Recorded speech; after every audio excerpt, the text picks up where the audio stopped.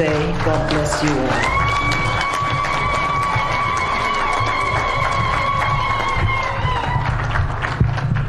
all. Please be seated. Thank you very much. Thank you very much, Margaret.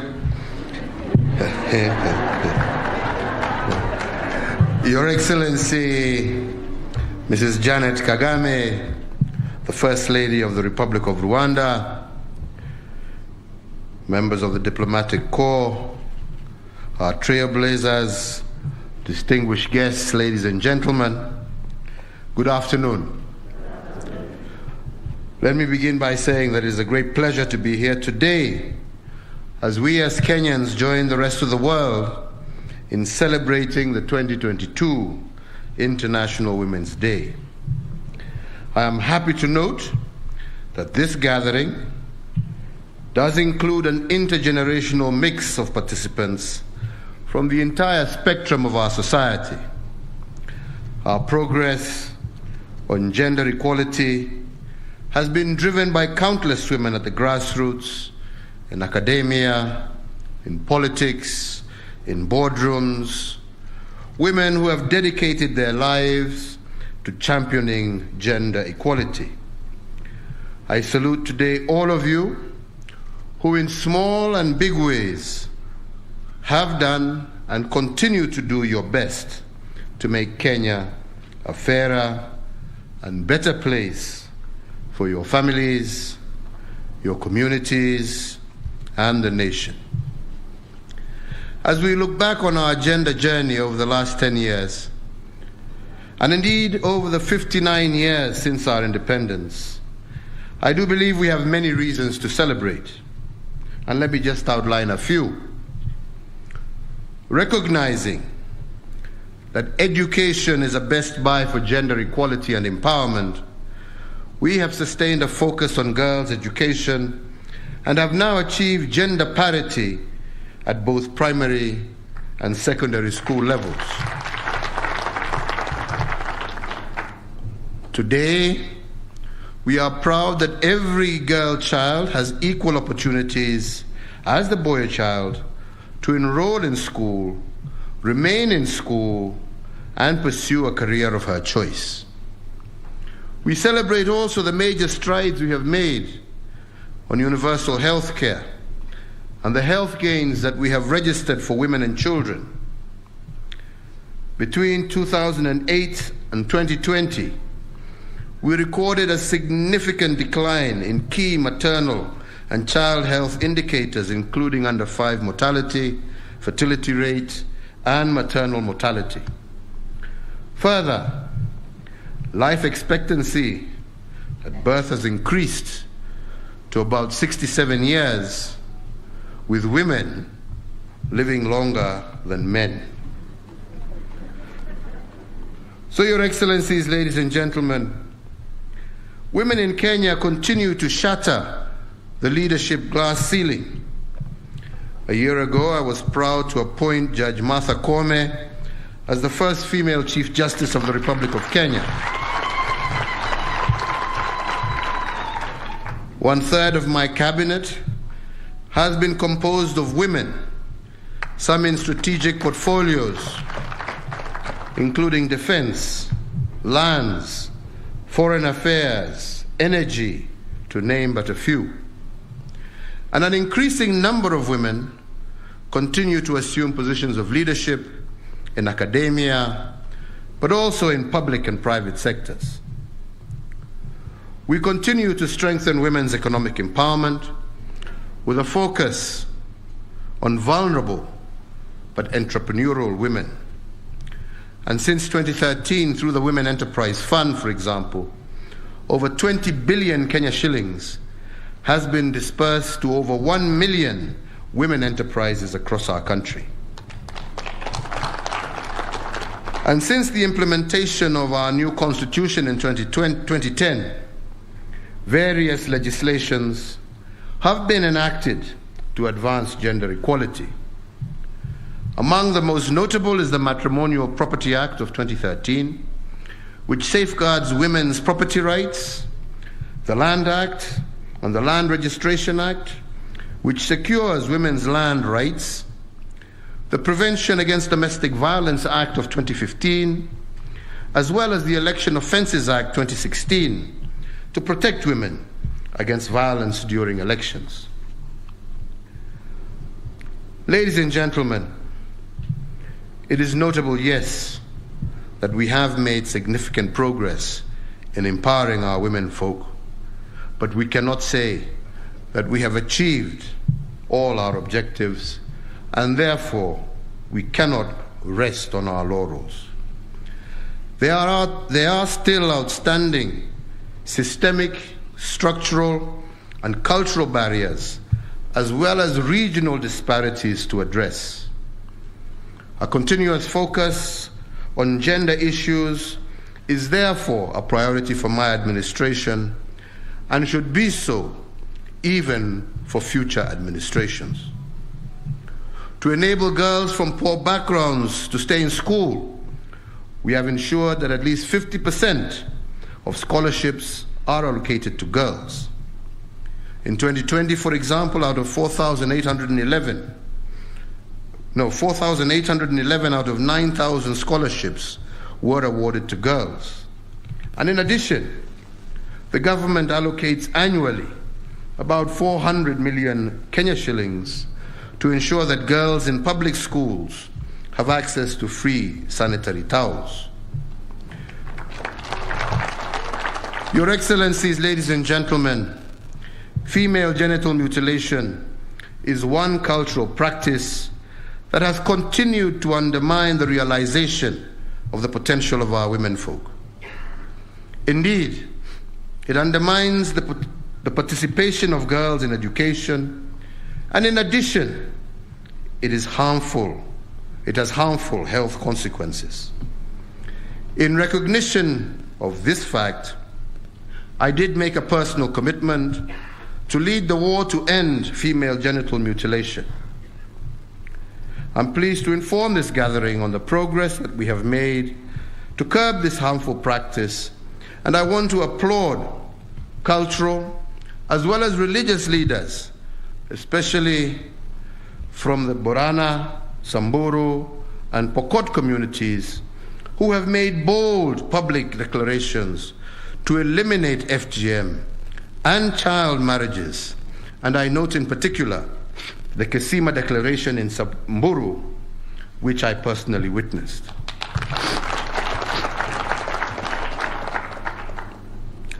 Gender-based violence violates women's basic human rights.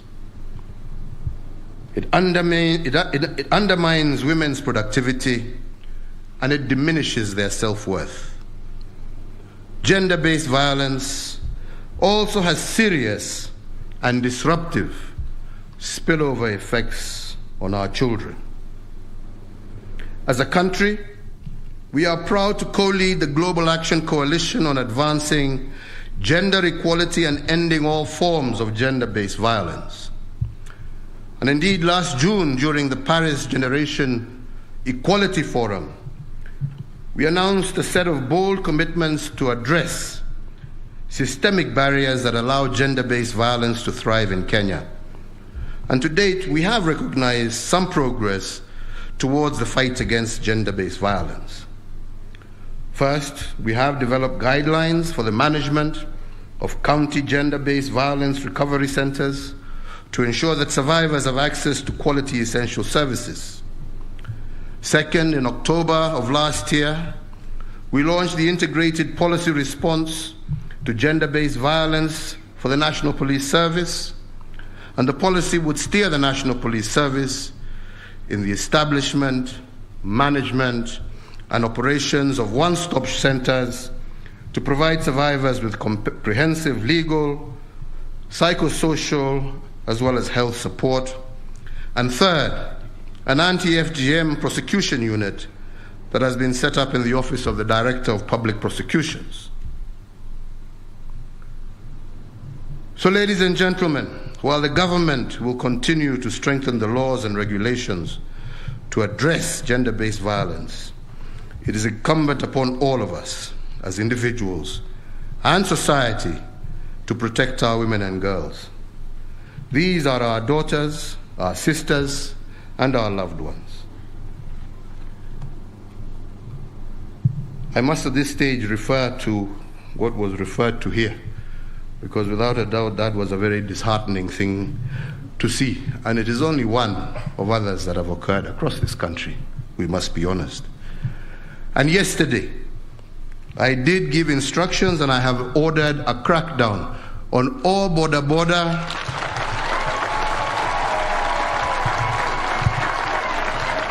operators starting here in Nairobi and moving across the country. And the reason I have just chosen just to pause, just to refer to this, is because I know with this, and because we're in the silly season of politics, there are some out there who will go out and start saying the government is harassing small traders, small business people. There is nothing further from the truth. We want to see our young people succeed in their businesses. There is no government that has done more to support our young people in trying to foster their businesses. There is no government that has done what we have done to help these Bodabodas in terms of reducing the price of these motorbikes. And we have seen the number and how they have flourished across the country. That was not done because we wanted to kill their business. We wanted to promote their business. We wanted to ensure that they are able to earn a decent daily wage, which is still our commitment. We applaud the many wonderful young men, and in some cases women, who ride these motorbikes and do great service to this country, delivering people who ordinarily would have had to walk long distances, that last mile, where a bus or a matatu will not go, and helping passengers with their luggage to get to their doorsteps.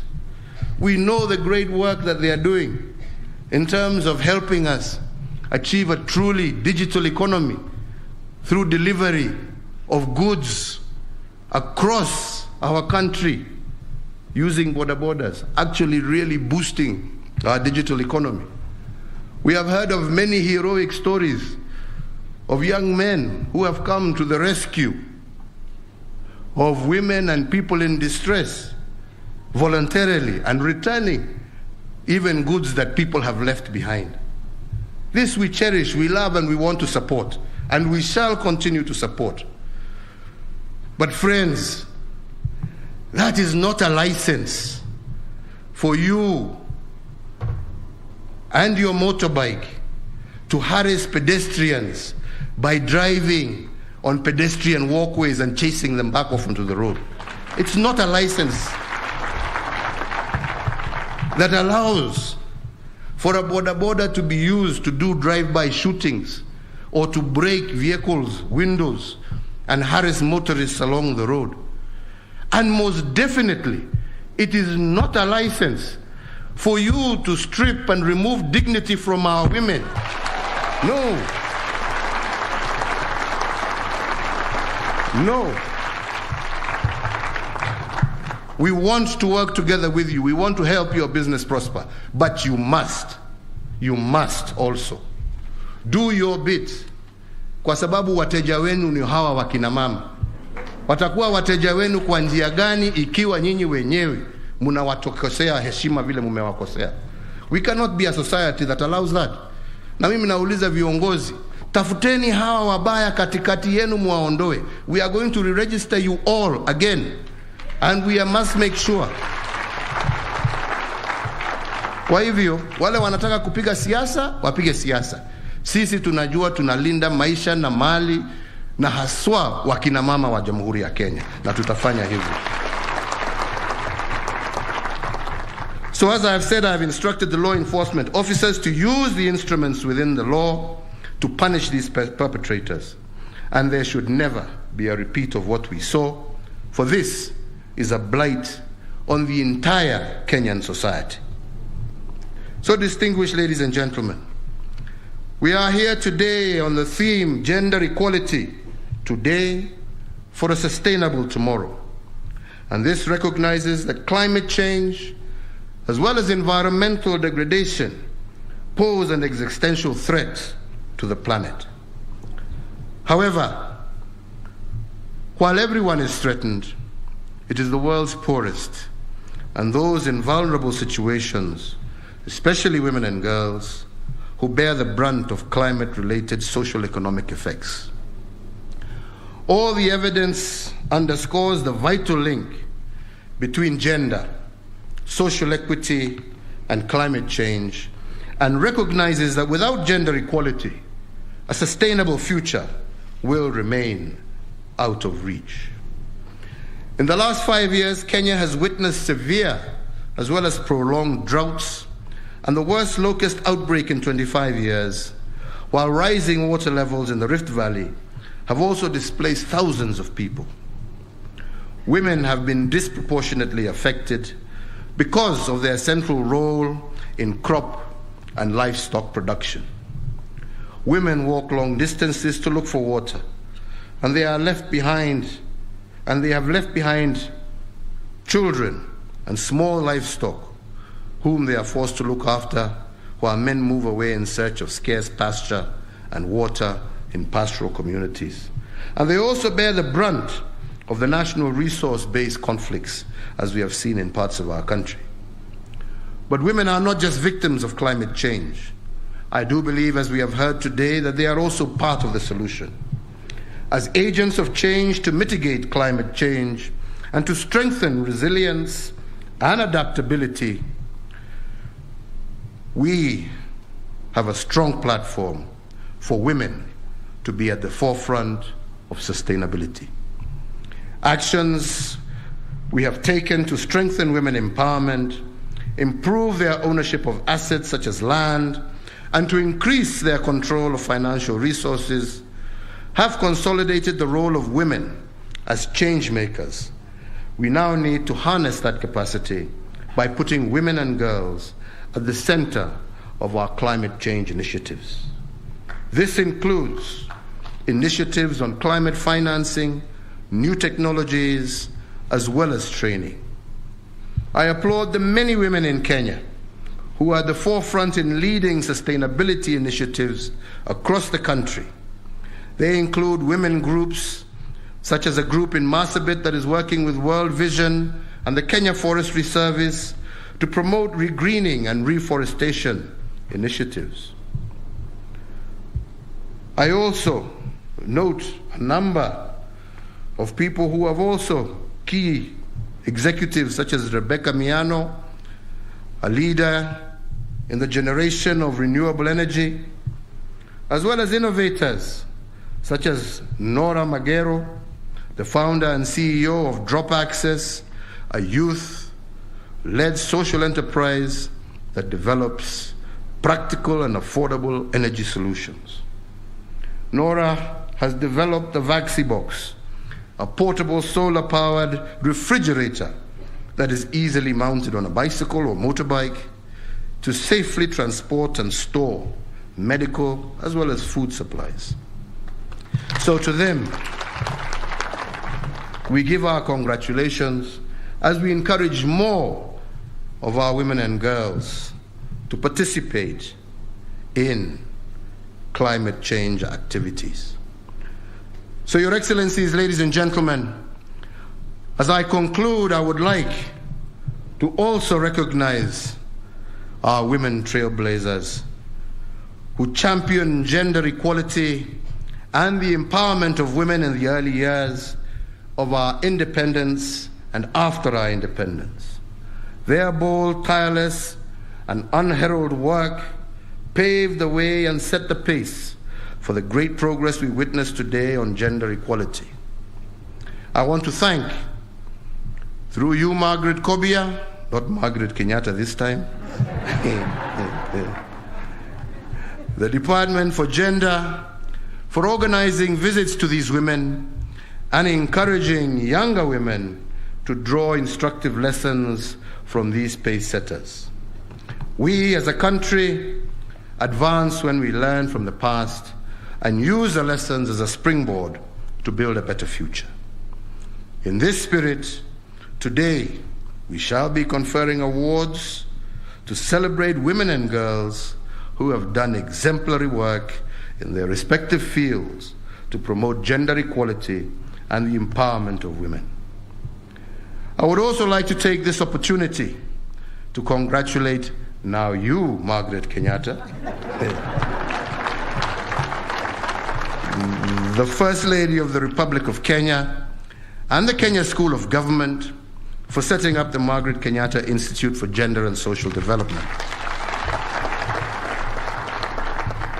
This institution will be critical in ensuring that we maintain and protect the gains that we have made on gender equality and provide leadership in identifying, addressing emerging challenges as they arise.